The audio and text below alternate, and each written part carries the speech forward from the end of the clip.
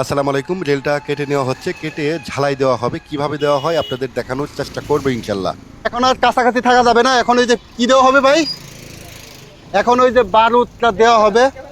Cameraman ভাই, তুমি এদিকে চলে আসো, এদিকে আসো ভাই, থাকতে পারবে না, এদিকে আসো, এদিকে আসো। প্রথমে খারাপ অংশটি কেটে একটি নতুন ভালো একটি রেল সংযোজন করা হচ্ছে, এবং এই রেল সংযোজনের পরে যে গ্যাপ থাকবে, 25 মিলিমিটার গ্যাপ থাকবে, এই গ্যাপের মধ্যেই ঝালাই দেওয়া হবে। আমরা দেখানোর চেষ্টা করব। মানে আমার কথা হচ্ছে, এই রেল কি গলিয়ে ঝালাই দেওয়া হয়?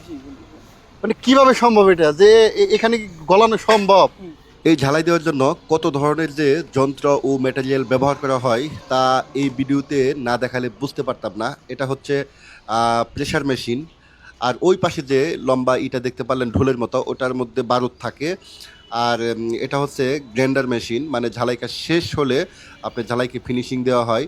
আর একটা পাশে যেটা দেখতে পাচ্ছেন, এটাকে বলে হচ্ছে মানে প্রেসার মেশিন, কি জানি বলে উল্টাপাল্টা, আমার নাম মনে থাকে না। আপনারা ভিডিওটি দেখতে থাকেন, আশা করি আপনাদের ভালো লাগবে। যে রেলটা বসানো হলো, এই রেলটার দৈর্ঘ্য হচ্ছে 20 ফিট 2 ইঞ্চি, না ভাই? 20 ফিট 2 ইঞ্চি। ভাই দুই পাশে কি জ্বালাই হবে? না, এক পাশে। এক পাশে। এটার হচ্ছে এক পাশে ফিস প্লেট দিয়ে আটকে দেওয়া হবে। ভাই এ পাশে ফিস প্লেট কেন দিলেন না?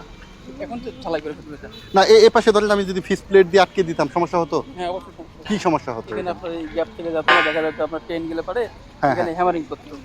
হ্যামারিং করলে স্লিপার নষ্ট হয়ে যাবে। এখনই হবে আসল খেলা। চাচা, এটার নাম কি? চাচা চাচা চাচা, এটার নাম? না হলে মল বক। এটা এটা হচ্ছে প্রেসার। বালু। আর এটা দেখি দেখি কাকা, এটা হচ্ছে নাম কি ভাই? Floating stand. Floating stand. ঝালাই করার জন্যই অনেক কিছুই প্রয়োজন। দেখেন জায়গাটাকে সুন্দর মতো করে প্রেসার দিয়ে আটকে রাখা হচ্ছে। তারপরে এই যে লাল যে ইটের মতো বিষয়টি দেখতে পাচ্ছেন, এটি হচ্ছে, এটাকে বলে, জিজ্ঞেস করলাম চাচা এটার নাম কি, বলে এটা হচ্ছে মল।